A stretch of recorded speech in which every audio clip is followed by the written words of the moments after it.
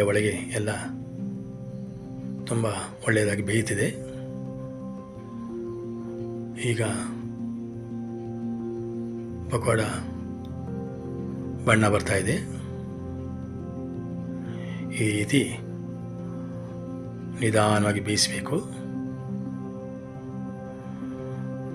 ಈಗ ಪಕೋಡ ರೆಡಿ ಆಗ್ತಾ ಬರ್ತಾ ಇದೆ ನೋಡಿ. ಈಗ ಪಕೋಡ ಒಳ್ಳೆ ಕಲರ್ ಬಂದಿದೆ, ಗೋಲ್ಡನ್ ಕಲರ್ ನೋಡಿ. ಪಕೋಡ ಈಗ ರೆಡಿ ಆಯಿತು. ಇದನ್ನು ನಾನು ಒಂದು ಸಣ್ಣ ಪ್ಲೇಟ್ನಲ್ಲಿ ಹಾಕ್ಕೊಳ್ತಾ ಇದ್ದೇನೆ ನೋಡಿ. ಲೈಕ್ ಮಾಡಿ.